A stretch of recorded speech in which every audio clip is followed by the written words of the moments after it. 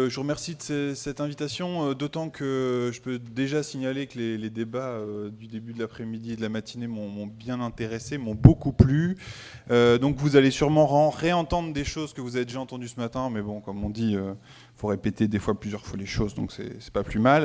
Et puis je voulais juste dire que ce travail, cette petite présentation exclusivement orale, par souci de tenue du timing, a été préparé aussi avec mes collègues Gilles Bintaillou et Nicolas Jouve qui n'ont pas pu être présents, et puis Bertrand Depigny que vous avez entendu ce matin. Donc je vous propose une petite lecture croisée des pôles d'échange et gares routières. Alors, si on revient un peu en arrière, depuis les années 70, depuis 30, 40, 50 ans, l'intérêt croissant pour les lieux d'intermodalité s'est doublé d'une terminologie particulièrement riche, confuse, un petit peu barbare même. On a entendu parler de pôles d'interconnexion, centres d'échange urbain, plateformes multimodales, correspondeurs multimodes. Aujourd'hui, on s'est un petit peu mis d'accord sur le terme de pôle d'échange, une expression qui s'impose peu à peu. Un petit peu comme l'anneau magique, un terme pour les gouverner tous, et dans l'intermodalité les lier. Oui, alors je fais des petites blagues, ça marche pas toujours, mais... un pôle d'échange, alors c'est un aménagement qui vise à faciliter les pratiques intermodales, c'est-à-dire la combinaison optimisée de plusieurs offres de mobilité. Alors, quelle est la place des gares routières dans ces pôles d'échange jusqu'à présent? Quels sont les enjeux, les défis qui vont se poser finalement à ces outils majeurs de l'intermodalité physique, ces pôles d'échange? Alors, pour répondre à ces questions, on retrace brièvement les trois âges, on va appeler ça comme ça, les trois âges de l'intermodalité, avant d'ouvrir les débats sur les questions que pose le rapprochement des gares routières et des pôles d'échange. Alors revenons sur ces trois âges, une sorte de valse en trois temps, avec d'abord l'indifférence institutionnalisée, ensuite le rapprochement des transports publics et enfin la nouvelle question multimodale, que j'ai un peu évoquée ce matin. D'abord le temps de l'indifférence, ça correspond à une période dominée par le tout-voiture, avec très peu de synergie intermodale entre les différentes offres de transport. Dans le domaine des transports publics, finalement, depuis assez longtemps, on a surtout cherché à réguler la concurrence des autocaristes en fixant des limites d'exploitation. On a créé une frontière juridique entre les transports urbains et interurbains qui a pris forme sous le nom de périmètre des transports urbains, que vous connaissez tous, qui s'appelle aujourd'hui ressort territorial des autorités organisatrices de la mobilité. Alors ce PTU ou RTAOM pour les intimes continue de structurer l'organisation des transports publics, notamment par la possibilité de prélever une ressource spécifique à l'intérieur, sur le côté urbain, le versement de transport. Donc l'organisation institutionnelle, il faut bien avoir en tête cet héritage, elle s'est organisée sur un mode qui est cloisonné, avec des périmètres étanches, une exploitation séparée de réseaux relevant d'échelles différentes. Plus récemment, on a eu un deuxième temps qui est celui, je dirais, du rapprochement des transports publics. Sous l'effet des différentes politiques de relance des transports collectifs, notamment via les plans de déplacement urbain. Alors c'est le temps du réinvestissement, notamment par le rail, des transports publics, avec les TER depuis les années 2000, et puis la création de nombreux réseaux de tramways et de TCSP. Donc ces efforts sur l'offre urbaine et régionale, c'est doublé d'un massif réinvestissement sur les pôles d'échange multimodaux, sous couvert d'une recherche de report modal. On voulait inciter les gens à passer plus facilement de l'automobile au transport public. Donc c'est une situation actuelle qui est un petit peu paradoxale parce qu'on n'a quelque part on n'a jamais eu autant de pôles d'échange, mais parallèlement jamais aussi peu de gares routières. L'offre d'autocars, en effet, celle des conseils départementaux, elle s'est retrouvée finalement réduite à une offre un petit peu interstitielle, coincée, si on pourrait dire, entre TER et tramway. Et puis les gares routières, c'est résolument le parent pauvre du réinvestissement de l'intermodalité de cette époque. Elles sont souvent perçues, on l'a entendu ce matin, comme un équipement peu noble, délaissé, délocalisé. Donc le troisième temps, en fait, c'est celui qui s'ouvre aujourd'hui. On est un peu à une période charnière, j'ai envie de dire, qui motive la tenue de ce séminaire de réflexion, qu'on pourra appeler la nouvelle question multimodale. Oui, parce qu'en fait, on est sous l'effet un peu d'une diversification, d'une multiplication des façons de se mouvoir, des modes de transport qui ne sont pas seulement liés au rôle des nouveaux acteurs privés, mais qui est lié aussi à l'essor des mobilités plus collaboratives, à toutes les formes de partage des véhicules, et puis au grand retour, je dirais, des modes actifs, vélo et marche, dans toute leur diversité d'expression. Autant de modes, du car jusqu'à la marche dans sa diversité, qui vont peser sur les lieux d'intermodalité. Donc alors, quel rapprochement on peut anticiper, on peut évoquer, de manière un peu caricaturale, entre les gares routières et les pôles d'échange, plus spécifiquement.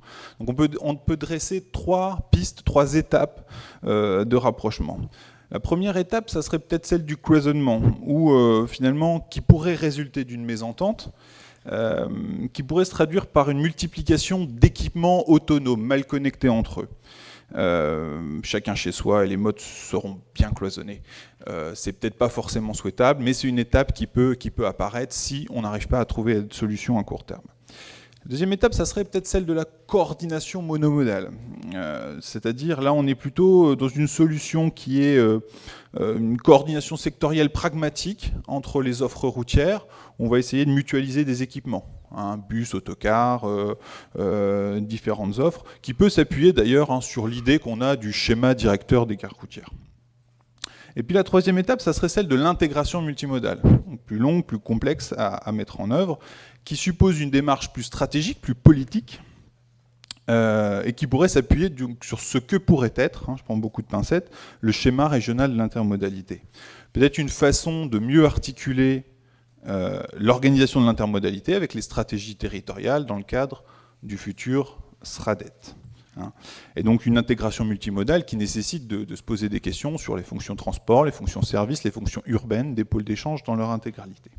Donc c'est donc 3 degrés, 3 étapes possibles dans le processus de rapprochement des gares routières et des pôles d'échange qui se dessinent et qui peuvent guider les ambitions des politiques d'intermodalité. Alors pour ne pas conclure, mais plutôt pour ouvrir le débat sur la table ronde qui suit, je recense, à mon avis, trois clés, 3 problèmes particuliers qui peuvent se poser pour réussir cet enjeu de l'intermodalité. Alors, première question, faut-il changer notre modèle de conception des lieux d'intermodalité? Deuxième question, que veut-on proposer en matière de services aux usagers? Et troisième question, quelles solutions pour l'impossible gouvernance? Et quatrième question, quelles mesures à court terme? Alors je vais assez vite. La première question, faut-il changer notre modèle de conception des lieux d'intermodalité? Comme on vient de le dire précédemment, cette nouvelle transition multimodale, elle pose la question de comment associer cette panoplie modèle, si vous voulez, qui ne trouve pas toujours sa place dans les pôles d'échange. Jusqu'où faut-il intégrer tous les modes de transport dans leur diversité, pas seulement les transports publics qu'on a essayé de mieux intégrer dans les pôles d'échange, jusqu'où on va dans l'intégration des modes de transport. Alors depuis qu'on en fabrique, les pôles d'échange sont condamnés à offrir des solutions d'articulation des offres de mobilité, mais avec le sujet des offres privées dans un secteur concurrentiel, avec un risque de volatilité de l'offre, d'instabilité du marché, des besoins fonciers tendus, est-ce que l'on n'a pas un petit peu atteint les limites du modèle? Donc sans aller jusqu'au cloisonnement qui a été évoqué précédemment, est-ce qu'il faut envisager des pôles d'échange en réseau pour accueillir les différentes offres de cars à des points disjoints pour éviter l'hyperconcentration sur un seul nœud central où les coûts fonciers sont plus importants? C'est des débats qui ont déjà été évoqués, mais qu'on peut rappeler. Et est-ce que finalement, cette dissémination en différents points de la desserte par autocar rencontre les attentes des autocaristes, mais est-ce qu'elle rencontre aussi les attentes des usagers? Donc les usagers, parlons-en, c'est la deuxième question. Qu'est-ce qu'on veut proposer en matière de service aux usagers? Alors quels sont les standards, les normes qu'on veut promouvoir en matière de qualité de service? Quel seuil, quelle limite, quel objectif on se fixe? Ça va au-delà des questions des commerces et des services, les niveaux de confort, les conditions d'attente. Et puis, ce qui est intéressant, c'est comment on arrive à concilier finalement des usagers très différents, à la fois des voyageurs du quotidien, puis des voyageurs à plus longue distance, qui n'ont pas les mêmes bagages, qui n'ont pas la même fatigue, qui n'ont pas la même connaissance des lieux d'intermodalité. Alors, et au fait, qui paye les aménagements dédiés. Alors du coup, qui paye, qui gouverne, c'est la troisième question. On a évoqué à la table ronde précédente, mais je reviens un petit peu dessus. Quelle solution pour l'impossible gouvernance? C'est vrai que ça reste un problème aigu, hein, parce qu'en 30 ans de réalisation de pôles d'échange, finalement, le sujet qui reste préoccupant, c'est bien celui de la gouvernance.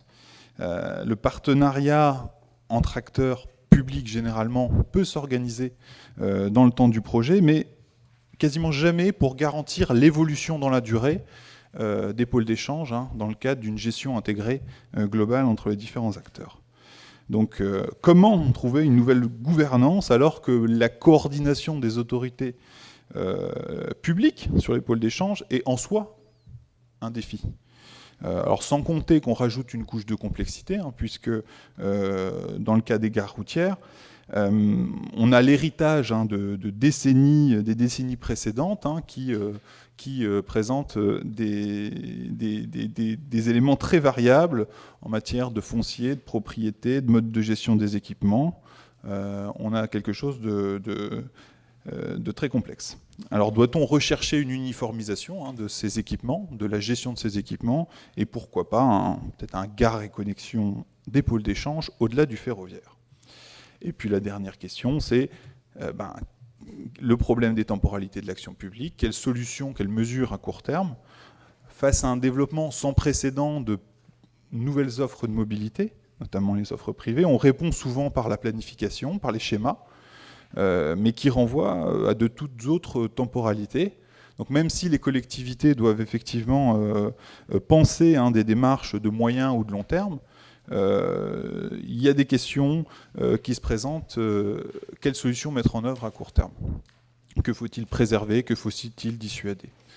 Donc autant de questions qui sont parfois un petit peu vertigineuses, hein, mais qui peuvent animer, qui peuvent être posées aux acteurs, hein, pour réussir ce que j'appellerais cette transition multimodale. Voilà.